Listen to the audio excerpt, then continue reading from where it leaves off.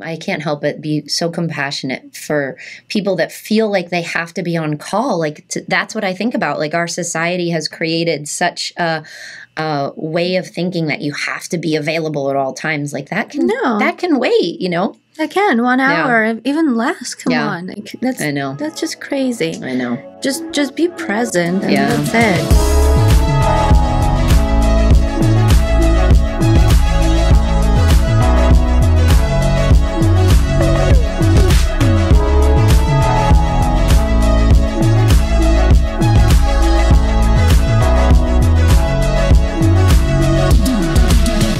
Guys, let's start this next episode, and this is Alina. Welcome to Yoga with Alina, the coffee break, and I'm super excited for this episode because I'm here with a very important person to me. This is my first yoga teacher. This is the person who I took my very first teacher training with, and basically she was there along the way when I was starting. And because I get a lot of questions, how did I start my yoga journey? How did I start teaching? I thought that it'd be very fitting to invite you here today and just kind of go down the memory lane. And as always, I'm using this as an excuse to just catch up. We haven't seen each other in good, I want to say 10 months-ish. We saw each other in December, I think, or something. Yeah. So, yes, guys, that's going to be a lot of chatting, and hopefully you're up for it. I really hope you'll enjoy this one. All right, Amanda, just introduce yourself really quickly so that everyone knows who you are, and then we'll just go into that walk down the memory lane. Okay. Well, my name is Amanda White. My company is Flow Yo with a W. And I host teacher trainings. I host a lot of classes in the South Florida area. I do international yoga retreats, workshops, all that good stuff. Yeah. That's amazing. And I'm so happy to be here. And it was such a nice treat to hear from you and, be invited. So I'm honored. I'm honored that again, this is literally just like our space to sit down and catch up. And I feel like it's a great way. I'm actually proud of myself for coming up with that. I love it. Yeah. So yes. How long have you been teaching yoga? I got started. I did my 200 hour in 2009. 2009. Yeah. We're not going to do a math, but if you guys want to do a math, I know. It's 2022 right now. Oh my God. Yeah. 13 years. Yeah. Wow. And how long have you been hosting teacher trainings? I think I started that. I have to, honestly, somebody asked me how many I've done, and I had to go. I don't keep track of anything. I was about to ask.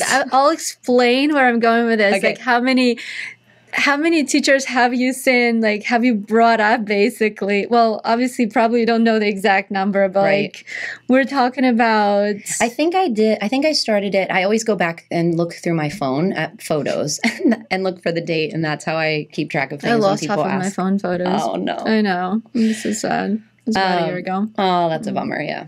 But I want to say I started it in, if I had to guess, it was either 2014 or 2015.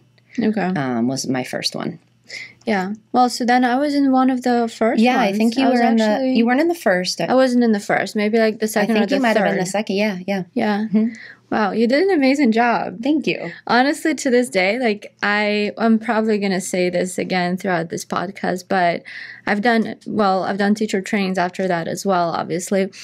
But I always say that your teacher training was the only one that actually taught how to teach yoga. Because everything else, I've learned a lot about yoga, I learned about philosophy.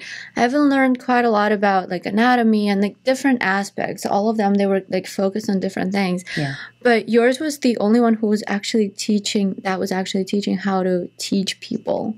And you did an amazing job on that. Thank you. I know it probably just improved from there on, but yeah. Thank you. Yeah, I actually have heard that feedback before. And I hear a lot of, my students that just come to my weekly classes and they've, traveled over, to India.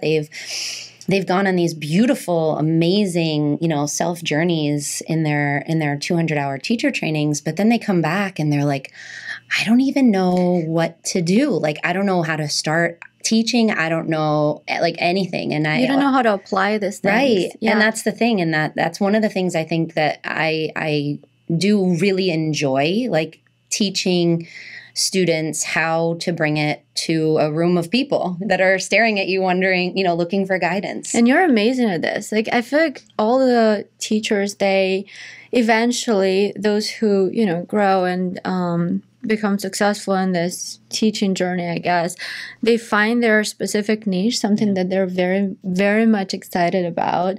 And I think that this is you.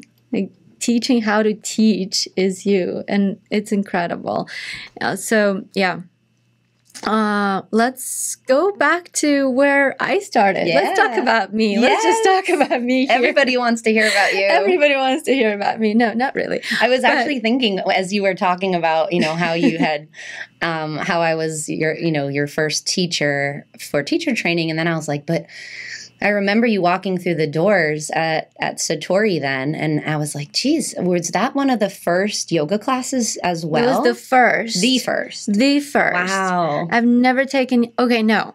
So when I was in college, my dancer friend took me to a yoga class. I don't even know what kind of class it was. I think I might have still been drunk from the night before. Right. And I remember that I was laying down on the mat and I was laughing. Like I was laughing hysterically. And right now, every time I get that kind of student in my class, which happens sometimes, I always remember that story. I'm like, okay, I'm going to be patient because this is what that is for. Like, this experience right now, what I'm experiencing, this is for how I made that teacher feel back, like, I don't know how many years ago it was, maybe, I don't know, 10, maybe. But then the conscious yoga, yes, yours were literally the first classes that I ever took. And the first couple of classes, I didn't even know that you're supposed to do yoga without socks. So I was wearing socks. I don't remember that. I don't remember if you told me to take the socks. I'm sure I did. I think if you showed up in socks, I definitely told you to take them off. No, I actually took 2 classes or something like this in socks. With me? Yes. Wow. And only then, I think you told me because you're pretty vocal about things that should not be happening. And that was the same with chaturangas, because everybody does and right now people who practice with me, they know how crazy I am about doing chaturangas, right? But I remember there was one time when you came up to me and you're like, you do know you're not supposed to drop down on the floor, right? I specifically remember you saying this. I was like, yeah, sure, which I had no idea. Of course. Because everyone around us was dropping. But yeah, it was basically the classes for all the listeners out there. Those were the classes that were offered by the building that I lived in. And Amanda was teaching twice a week there. And I had a completely different career path back then. I was in PR, doing PR for restaurants and doing a lot of partying, which was part of my job, obviously. And I was actually under a lot of stress at that time as well. So my husband at the time, he suggested I would do something. I would just, distress. And he thought of yoga, which he had no idea what yoga was. And I mean, Yuri, right? Right. So later he started taking yoga as well. But back when I first started, he didn't know what yoga was. And he just sent me to this class and I really liked it. I didn't expect to like it, but I did. And I started going once a week and then I started going twice a week. And I remember that in a couple of months, I got into my headstand, and that was just when it just all clicked and I just fell in love with it. And then you announced the teacher training. At least that's that's the timeline that I remember, and that's the kind of short version, I guess. But then you announced the teacher training, and I was debating a little bit, but I got an opportunity to sell the agency. I had my own PR agency at that time already, and which I did, and I signed up for your teacher training. Yeah, I remember. So that was, and I think I signed up for a teacher training. It was December 31st, maybe, and the teacher training was starting the beginning of January. Yeah. So I signed up, and I remember telling, and I think it was December 31st, because I remember sitting at the table and telling my friends, hey guys, I just did something kind of crazy. I signed up for this teacher training. They're like, you want to teach? And I was like, no, I actually don't want to teach. I just want to learn a bit more about yoga, which is, everyone says that. Yeah. Everyone. Does anybody come into teacher training saying that they want to teach?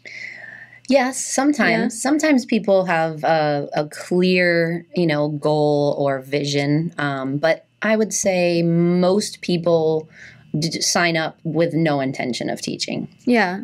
It's mostly just for like learning more about yourself. And at least that's how it was for me. But my mindset changed after the first class. After the first class that we did in teacher training. And by the way, guys, again, this teacher training was over how many weekends? I can't remember which one you. Well, like in general, how many do you usually have? I do. My most successful ones that I really like the schedule, which I think is the one you did, is we met like I think it was just Saturdays. Yeah, it was just Saturdays, just once a week. And it was like Saturdays. A full 8 hour day. 8 hour day. And it was over. I think it was like 3 month length. I know that we finished April 14th. Yeah, so I think usually, because it's a 200 hours, you're not with me for the full 200 hours. There's other things, that people do to fulfill those 200, but you're with me over 100 hours. So yeah, if you do the math, a lot. Yeah.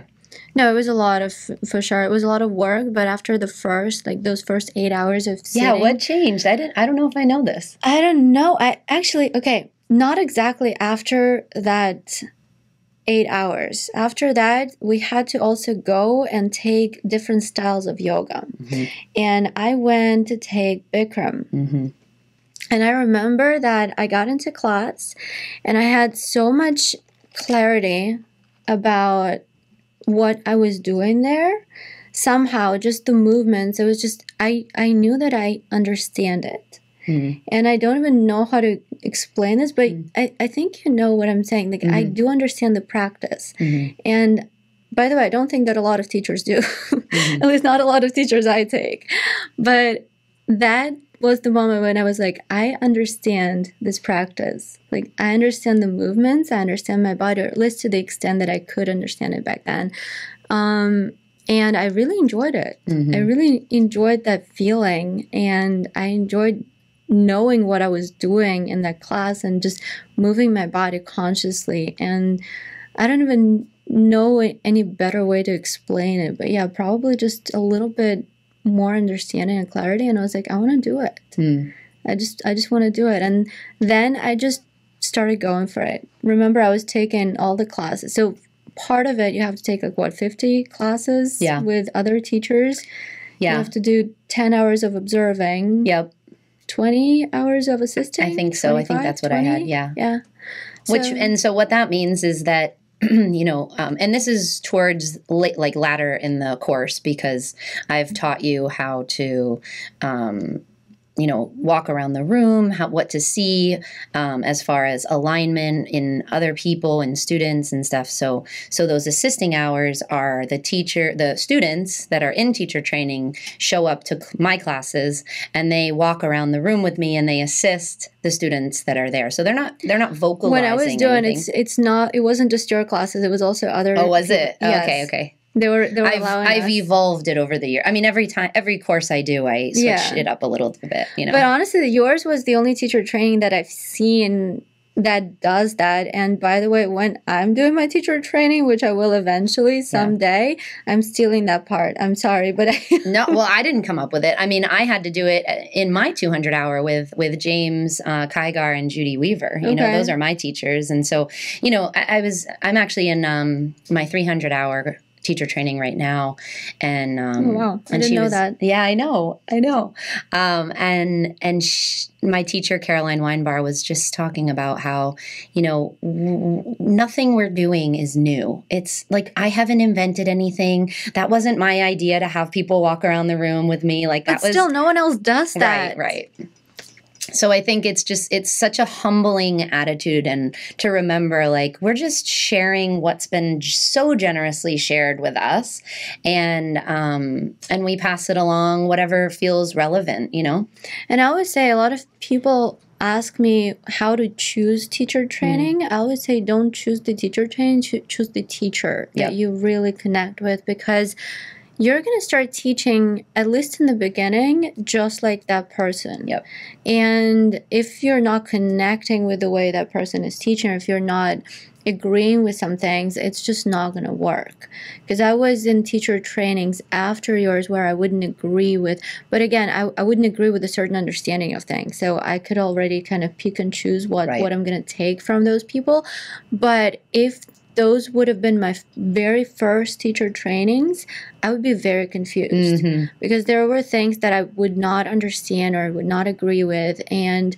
But if that's your first teacher training, you wouldn't know how to change that, and like what to do instead of that.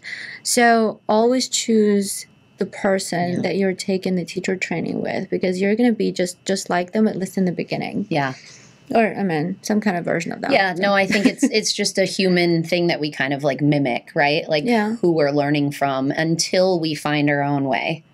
And I think it also, like, finding your own way is a combination of different things that you're trying. Totally. Because I know that after I've taken your teacher training, even before I did any others, Shay, remember Shay? Yeah. Yeah, so she was, I remember that moment so clearly. I was taking her class. I should probably tag her in this video. I'm actually going to start teaching at her studio. Do you know she opened a studio? I know she opened the studio. Yeah. Oh my God. I just talked to her yesterday. That is okay, tell her I said hi. And I really remember her and her practice. And there was one thing that I took from her that stays with me until this day. You can teach at any pace that you want. She always taught very slowly. And right now, people who are taking my class, before class, I would sit down and say a couple of words so that kind of people always know what to expect from the practice. First thing I say, I'm like, we are going to flow slowly. And it's not even as slow as Shay does. It's not that slow. But I just, at some point, I stopped apologizing for not doing like boom, boom, boom, boom, boom. Because some teachers, they love it. And I don't feel it. Right. And I talk a lot. I realized that recently that I talk a lot during the practice. And I say a lot of words in a minute. But it's all cues. And I would not be able to just like do pose. That's just not me. And I'm definitely teaching slower than you're teaching, for sure. And I remember that moment when I was taking her class, and it kind of clicked for me. You don't have to go super fast. So she actually she had a big influence on how I teach as well. Well, to an extent. Of course, she's a great teacher. That's like one of the things. And so eventually you just become the combination of all the experiences and all the classes and all the teachers that you take and enjoy and like. But that first teacher training, you're coming out of it being very similar to your teacher, for sure. Yeah, I think so. So yeah, and I love that how you said Shay had such a big influence on the way you teach, because I think about I learned from, like I mentioned, James and Judy, and then I was in a great position where I was able to go to yoga journal conferences when they used to do them. I don't even think they host those anymore. I don't think so. But they used to. And they would get like international, our rock star yoga teachers, and they would have them all in one, hotel. And it was a lot of times down in Hollywood. So really? It was great. So anyway, it was before my time. By the way. Yeah, I don't remember the years, but I was able to go and just like immerse myself in, it would be 3 or 4 work, like 2.5 hour workshops a day, and it would be with these amazing, world renowned international teachers, and I would always, I would pick a little, like if you take away 1 or 2 things from every person you have the ability to learn from, then and you kind of make it your own, then that's how you start making it more unique and sure. Yeah. That's exactly how you do it, because you cannot. I mean, I always say that self-practice is very important, just to know what feels good. I never teach something that doesn't feel good to me. Like, that's just, and the only way you'll know if you have that self-practice. But also, you get stuck in your own practice because you never do things that you don't like. Yep. And there are things that I don't personally like, and I never teach them, and I never do them. And then I go to class and I hate my life, but I do them, and I'm like, oh, okay, all right, that wasn't that bad. Maybe I'll do something like that. So yeah, there's so many parts that go into evolving and like changing the way that you are as a teacher. It's just incredible. It really is. Yeah.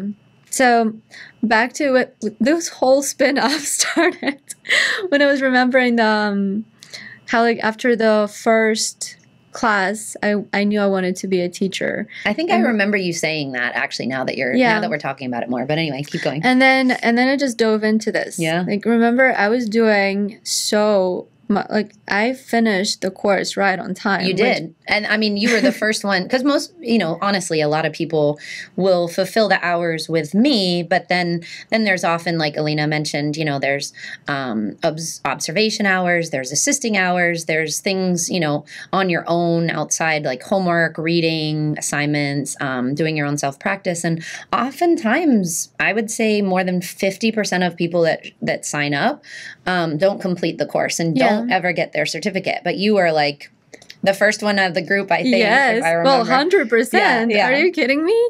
I actually. And then you started teaching right after, didn't you? You went to Italy right after our teacher training, and you needed someone to sub your classes at Satori. Oh. So literally the next day, I completed the teacher training. That was the first time I started, because I did my test out as one of those classes. Yep. And then you left right away, and that's how I started teaching. Those were my first classes. I always tell people, and I'd love for you to speak to it. Like, I know I never felt like I was ever going to be ready. Like, I remember my mom, I was saying, like, when I was finishing my 200 hour, I was like, I don't know if I can complete this, because I had to teach my teacher, who's a very intimidating woman at times. I don't think that anymore, but at the time I did. But anyway, and I was like, I don't think I'm going to do it. And she was like, you did not spend all that money and take all that time. I needed that little push from mom.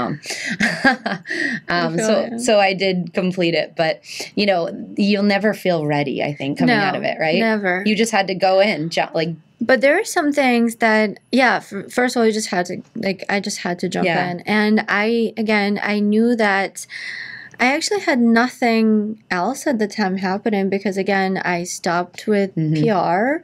There's nothing else for me. It was just going forward. Yeah. So really, there's no other option than just kind of go for it. Yeah. And I just dove right in head first and, not thinking about it. There's some things that made sense for me always. One of them was sequencing. That one, I never have to this day, I don't write down the sequences. Never. No.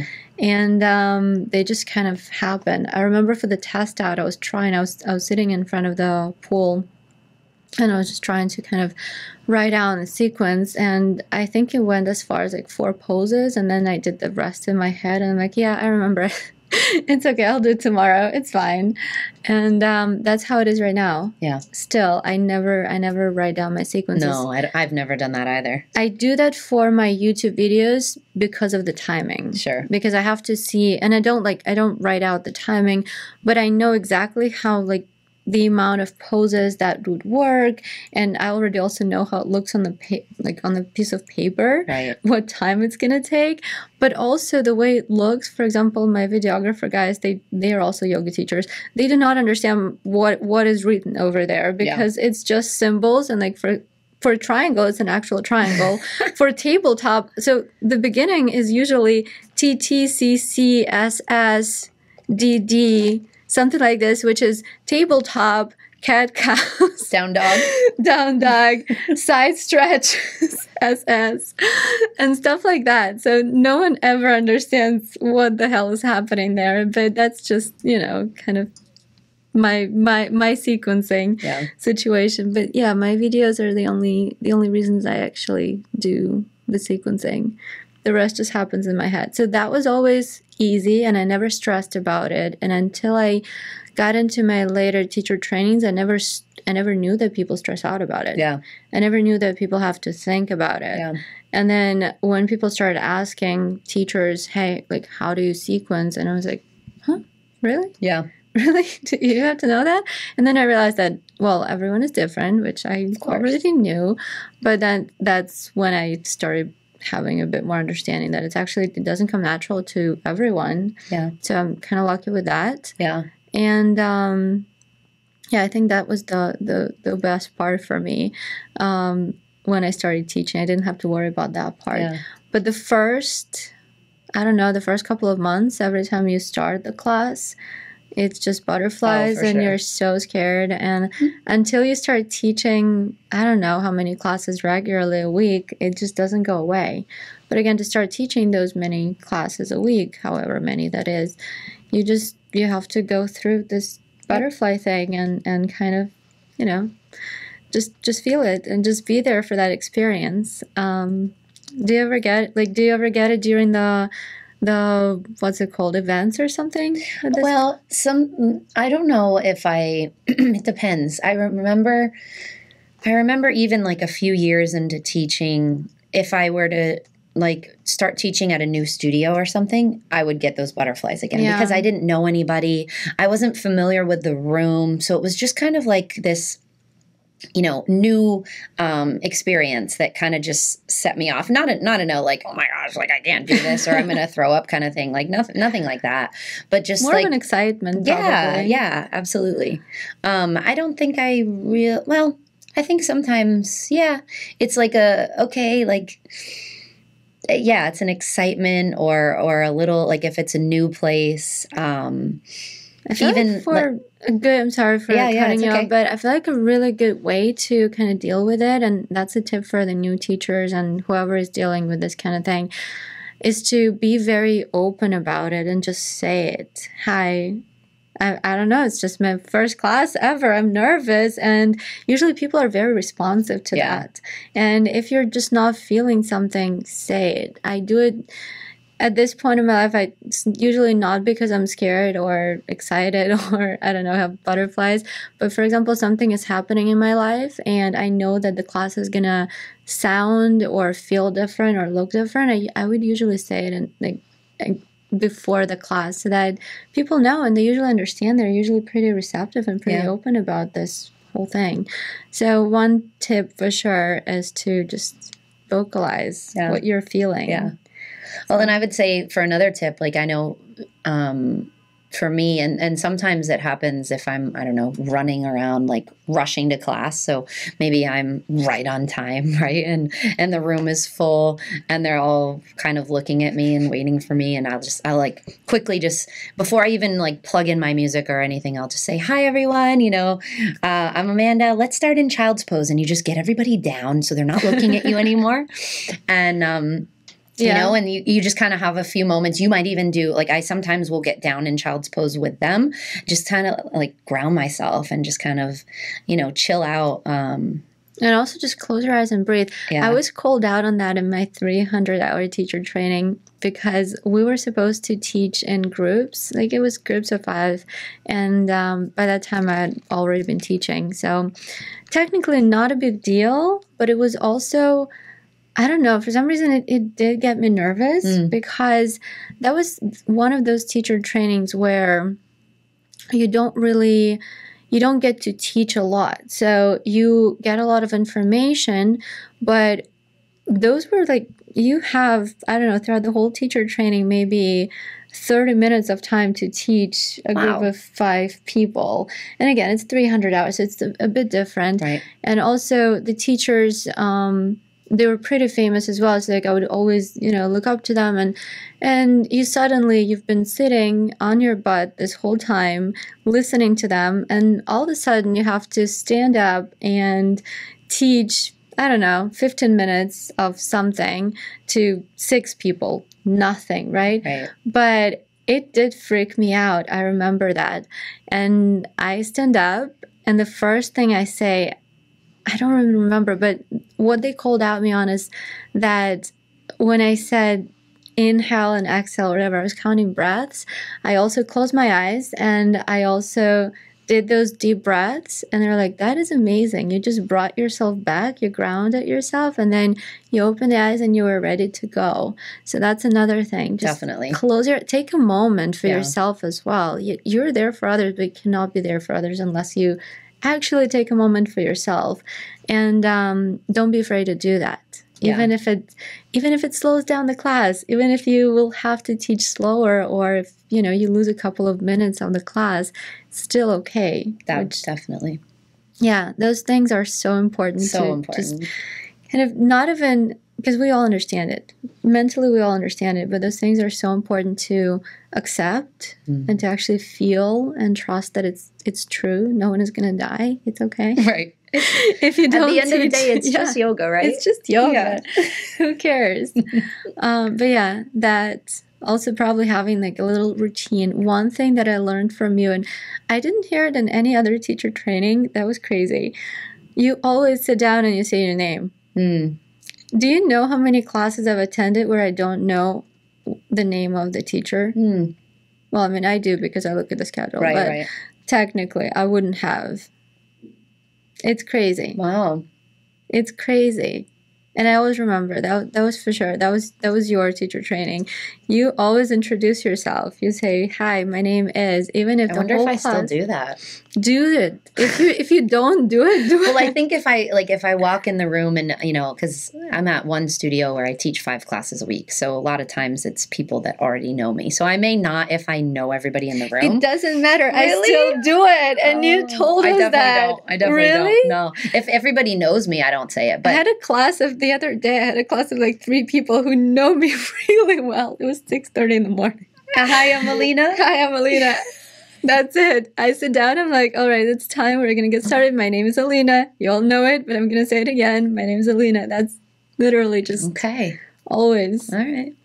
I mean, again, it's just at that point, it's more for laughing. Yeah. But still, that's a habit that's there. No, but it is nice to, to just introduce yourself, especially if there's a room of people. And I know here in South Florida, like in both the markets we're in, there's so many transient people. Yeah. And people are in and out, I get, and I love it because I have a lot of students that I've known and grown with over the years. And then there's so many that just like come and go because they're in and out so much, moving. Yeah. Yeah.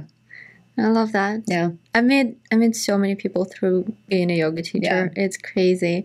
And that, especially since the pandemic, because so many people from New York are here, so many people from Chicago, Los Angeles, and now I have friends all over the place, and I love that. It's just, being a yoga teacher is a great opportunity to meet amazing people. Definitely. For sure. Definitely. And to, not just to meet, but also to connect with them. Yeah. To connect on because the students that start coming to you, they actually feel you. Yeah. That's so important to understand. And definitely appreciate the practice for that and the teaching journey for that. Definitely. So, yeah. So, okay, tell me, do you still keep in touch with any of the, with your students who completed teacher training? And I'm going for how many are actually teaching? I keep in touch with some, but I would say not many. A lot, like I said, I'd say more than 50% of people that do the teacher trainings are just doing it for their own knowledge. Mm-hmm. They have no intention. And sometimes it evolves after the course where they're like, wow, I actually really do want to teach. Or they, a lot of people have retired from a career as a lawyer for 40 years or something. And now they're kind of like switching their mindset to like, what's next for me, So they may not be right now, but they've got a few more years in their practice, and then they're going to want to teach down the road. I know quite a few students like that, not just lawyers, but just an example as in general, right? Yeah. But yeah, I'd have to say that's kind of one of the harder parts of doing teacher training, because they kind of feel like my little babies, that I've nurtured and taught so much. And then not a lot of people keep in touch. Yeah. Yeah. I'd say, still some, but as far as like majority. No. I mean, I always thought I would keep in touch, but even, Yeah, I still keep in touch with my teachers, and maybe that's where I'm different than most, I mean, I still go to James and Judy like your class. weekly. Oh my God. I go weekly if I can. And I drive like 45 minutes to go to their classes. I mean, that's kind of crazy, but I make my own schedule, so I work it around because I always learn so much from them. Okay, shame on me. Well, no, I'm not. I really should come to your class. You know what? You're gonna start teaching at Shay's studio. Yeah. I'm gonna go there. Okay. That's what I'm gonna do. Okay. Yeah. That's what I'm gonna do because it's not even a 45-minute drive. It's less than that. Yeah. Well, right. Well, it depends on traffic, really. Yeah, but it's okay. Somehow I never hit the traffic. I tell this to everyone. I never, by the way, if I jinx it right now. No, you can't. And I start, but I tell this to everyone. I never hit traffic in Miami. How does that happen? I have no idea. A miracle. But yeah, just even this morning, I went up to Fort Lauderdale, and it took me 30 minutes, 25, 30 minutes. That was it. Super quick. Nice. Yeah, in and out. I cannot say the same. I know. No one can. No. And no one believes me, but I'm like, yeah, it's 25 minutes. That's it. Anyways, yes, I'll come to your class. Well, yeah, and I get it. Like, I mean, some people move overseas, some people so there's no like shame on it at all, but it's just kind of like a bummer, when you have such a great connection with people and you see them thriving. I'm such a connector with people, so I love, I love hearing how they're doing and what they're up to and all that stuff. Does anybody teach us with you in the studios right now? A few. Yeah. A few? Yeah. Amazing. Yeah. I love that. And is it like their full-time job now? Yeah. Or? Yeah, a few of them. Yep. Because, well, again, it's never easy to just like kind of go from any other career and just become a full-time yoga teacher. I had another episode with Jennifer. I don't know if you know her, Tribe Vinyasa. I don't think so. But yeah, she... we were talking a lot about just general yoga teacher life and lifestyle and how you go from, she was telling her experience of driving around Italy for, 30 euros a class all over Rome or whatnot. So yeah, it's not easy to just transform into a yoga teacher. My journey, I got certified and then started a job actually working for Lululemon. Mm-hmm. And that turned into, I always say it was like an accidental side career because I really just did it, to network in the yoga world. And then I was really good at it. And I was in the market when it was just new to the South Florida area. So there were so many opportunities for growth in the company. And it was such a great company and still is. But I just know a lot of it has changed. But anyway, I love how I taught 5 classes a week, and then I had a full-time job. And I always say, for me, I'm so grateful for that opportunity because I didn't feel pressure to get out there and teach all these classes. Like you said, you're a new teacher, like pay is not great. It's not great if you're experienced, to be quite honest. But other opportunities you can make money. I'm not saying that, but yoga is there are lots of opportunities, and there's actually a lot of money in yoga because yoga is business. I'm never gonna get tired of saying this. It really is. But yes, when you're first starting, that's just not how it is. Right. But it's like any industry, right? Like you got to pay your dues, so they say. For sure. Yeah. And one of the first jobs that I had as a yoga teacher, that was, remember what used to be Walt Fitness, and then it became something else. I don't remember the name, even if you kill me right now. But the same space. Yeah. And you were teaching yin. Oh, yeah. I know. You were teaching a yin yoga there, and then you quit. You recommended me. I don't remember what that place was called. Yeah. I have even if you killed me right now, I do not remember how it was called. But that was my first permanent class, I think. It was even before Yoga Factory. Yeah. And I was getting $25 an hour. Yeah. that was my pay there. Right. And it's not an hour, right? Like you got to It's not get an hour. there, You're you get getting there early. there. Yeah. That's what everyone thinks, that like this is how much you're getting, because you know the minimum wage or whatever is like obviously less than that. Right. And this sounds like it's a lot an hour, but being a yoga teacher, this is just not an hour. Mm-hmm. You're getting there. It's 30 minutes before, 30 minutes after at least. And if you're driving, it's just you know, it's full 2.5 hours, and this is what you're getting. Yep. So yeah, but that was my first. Yeah, I think. And then you did well there. Right? Yeah. No, it was great. Yeah. It was tiny little studio. So honestly, 4 people packed the studio. Yeah. Which is actually kind of nice as a new teacher. Amazing. I love then you don't have to have pressure to like have 20 people in the room, you know? No, and I also was always kind of lucky. No, I wasn't. I was about to say that I was always lucky. Even if no one shows up, I would still get paid. That was not the case there. Yeah, no. Later, yes, but not there. And but usually there would be a few people for sure, and like sometimes even 4 that would pack the room.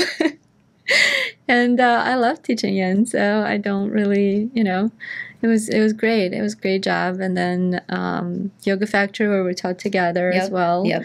A studio that had just opened when I graduated teacher training, so it was amazing of them to kind of believe in, I don't know, believe in the new teacher. Yeah. I'm super grateful for that as well. And then I moved from Fort Lauderdale to Miami. Yep. So that's the end of the story, I guess. That's like the whole teaching story. The beginning chapter. Yeah, the beginning chapter. And then Miami is just a whole different chapter. Right. Miami was completely different. Yeah. But nevertheless, amazing. Yeah. What's your favorite part about teaching in Miami? Honestly, the energy is a bit more me. For sure.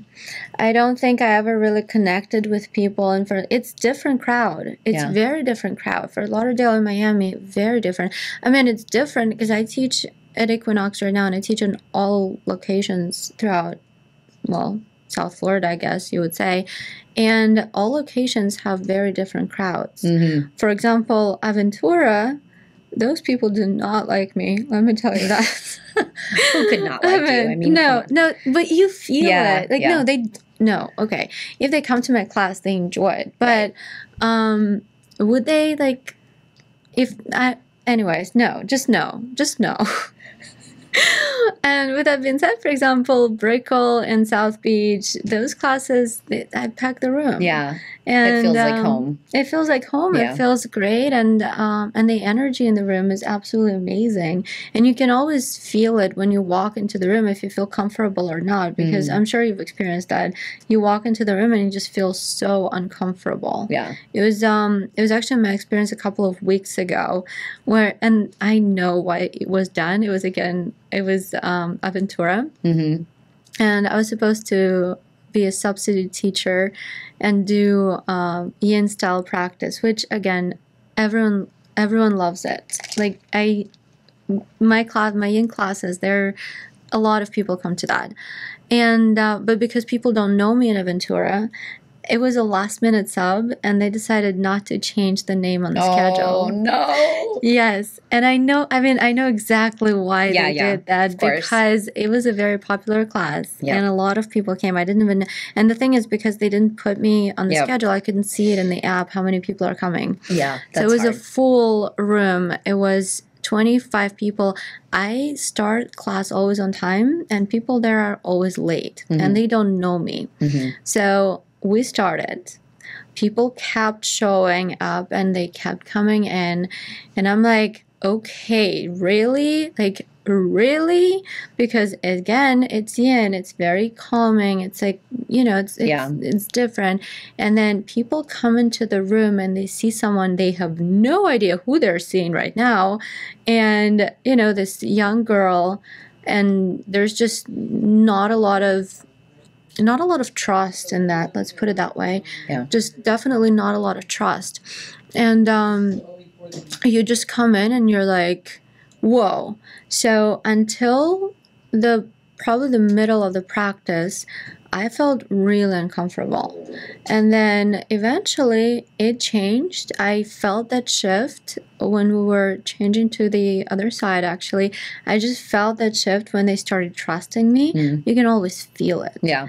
So that was my very recent experience. And it was a great class, actually. I've connected with a lot of people after this. We talked a lot. But in the beginning, it was just like, oh my God. And do you ever, I often ask myself, like, okay, how much of this is real and how much of this is in my head? Like my own, right? Like, because we all make up our own stories. At first, when you start teaching, that's another thing that I remember being a new teacher. You think that everyone hates you. Right. Because everyone has such a serious face doing yoga. We don't notice it. But as a teacher, because you're self-conscious, you're like, are they hating me? Like, are they hating the practice? And usually people with the most serious faces and that the ones that you think that hate you the most, they actually come back and they say that how much they loved it. Yeah, it's true. Yeah. Yeah. And I had also a very recent experience. I was teaching a class and this girl, so when I teach a class, the students' mats are facing forward and my mat is kind of like, right. Perpendicular to that, so that when I'm showing, they can see my body. Do you show right now or no? You still never really show? No, I'm almost never on my... Yeah. Like, I don't even walk in with a mat. So, Amanda, I'm just going to tell for all the listeners, she doesn't show the class. She actually adjusts every single pose, which coming out of your training, I was doing that as well. Yeah. And then it shifted for me when pandemic happened. After the pandemic, we were not allowed to touch people, obviously, and I was still fairly on the newer side at Equinox, so that's not, it's not something I could push. Right. So right now, the only time I actually adjust is when there's, a holder I actually know a person really well, and I know that they need an adjustment on that, or in my private classes. And that's the only time I actually adjust. Yeah. Otherwise, I do walk around the room, but a lot of times I show the class. And there was this girl. She started the class like all the people facing the front of the room. And then halfway through the practice, she started stepping off her mat and moving her mat around to match mine. Oh, no. Why? Yes. Oh my God, I have another story. Oh, I have so many stories. Oh my God. If we want to open that can. That's, oh gosh. And I'm like, oh my God. So I come up to her and I tell her, she puts her mat back and in about 10 minutes, she does the same thing again. Why? What was her reason? So she actually did have a reason for that. She explained it to me after the class, but I had no idea. And she actually enjoyed my class. Now she comes to me all the time. She comes to my class all the time. And now I know the deal. So she still does it. She still does that. Why? I know. There's something happening with like her, the way she thinks and learns, and okay. Yeah, and whatever. So now I know, now I'm prepared. And I was just standing there. I'm like, really? And after like the third time I told her, I'm like, okay, now she's gonna hate me forever. But it throws you off. Yeah. You start just getting in your head and you're thinking about it and you're like, oh my God, what is happening? Well, I always think of not even like that it's disruptive. Well, I do. I think of that it's disruptive for the rest of the class, but also like you're disrupting your own practice because, like to move your mat is you got to stop the class. You got to, move everything around. Exactly. Like you're not in a nice rhythm and flow. I freak out even if I'm a minute late because I think that I missed something in the practice. I don't even bring in my water bottle because I don't want to stop and sip water. Like I don't. Yeah, drink before or after. Yeah. Who cares? Yeah. I know. I'm the same way. Yeah. It's crazy. So another thing that I had experienced super quickly, it was in the studio where one side has mirrors, another side has beautiful view and windows. Yeah. So I always turn the class so that we're facing the view. Right. And it actually makes sense because when they're upside down and down dog, they see me in the mirror. And then when they're standing facing this beautiful view, they're actually seeing me. So it's actually better for them to, see the whole thing. Right. So this lady comes in. She wanted the mirror. So she starts turning. Well, first, I'm standing where I'm standing, and she turns her back to me, and she's facing the mirror. Yep. And she starts trying to do the class. And the way I teach, a lot of times I turn people around. Yeah. So she's like all over the place, and I'm trying to explain to her. I'm like, listen, I promise you, just trust me, you will see everything. And actually, she was Russian, so I could speak to her in Russian. Mm-hmm.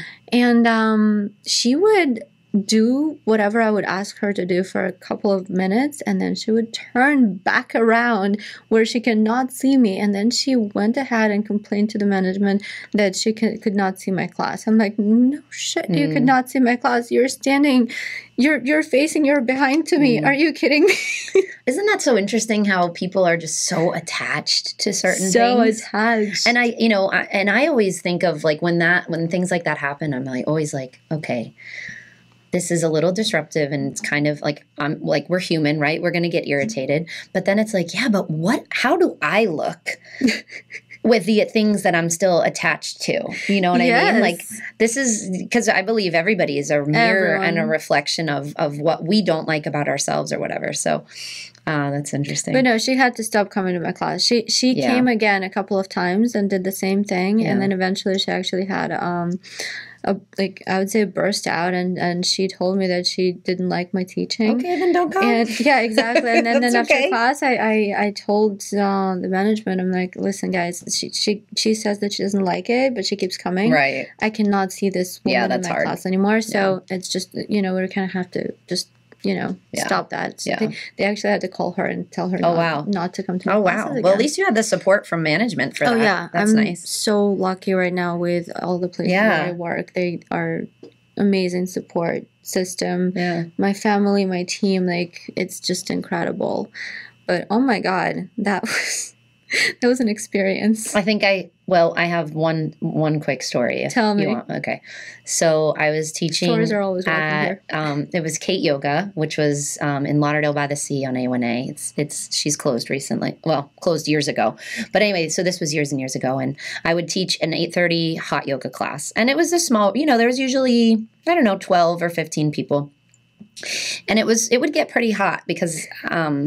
I don't love cranking the heat, but I think this class, there was a class before, it was, I don't know, anyway, it was rather warm in the class.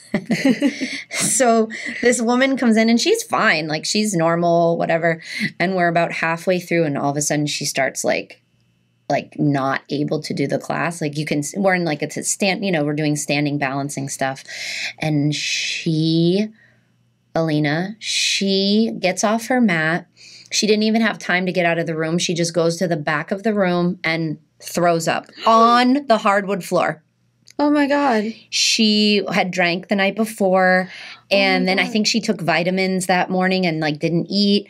She was so apologetic. I was like, oh, my gosh. So I ran to the bathroom, grabbed paper towels. Like, I'm trying, and then it's like a dominoes effect, right? Like you don't want to get sick yourself. So I'm like, thank God she was like okay enough to clean it up herself. I just got the paper towels. I don't think I scooped it myself, if I remember. But oh my God. Yeah, she felt so bad. So we like got her up and escorted her out and got some water. Wow. I kept teaching, but what a distraction. That's only happened once, thank God. And that was pretty. During my teacher training time, I don't know if you remember that story. No. That was your class, and I was not observing the class, but one of the girls who were in the teacher training, they were observing the class, or maybe not even one. And that was in Barkin. Okay. And Barkin and Boca, right? Yeah. The guy's hip hop. Oh my gosh. Remember that? Yes, I do. During the class? We had the call, and he was like, oh, it's fine. But from what I heard, you were so professional. So the girls, they were just telling me how you kept calm and just kept teaching the class while this guy's hip hop. Dislocated, actually. And he had to call 911 and he was like, oh, thank God he was calm. Like he wasn't, he was like, oh, this just happened at Orange Theory last week. I was like, what? What? I felt bad. Like that's painful, right? But he was, so I was, I kept like catering to him, making sure he had what he needed. But you also kept teaching. I had to, yeah. There's no. No, you can't. Yeah. Everybody else is there. For sure. Oh my gosh, I forgot about that. That was wild. No, but that was I always have this story in the back of my head. I'm like, first of all, that's always the story that I remember when I need to renew my insurance. Yeah. That's the story that I remember. Yeah, because literally EMTs walked in and like brought him out off a stretcher. I'm pretty sure. Or at least like escorted him out of, it was, oh my gosh. Yeah.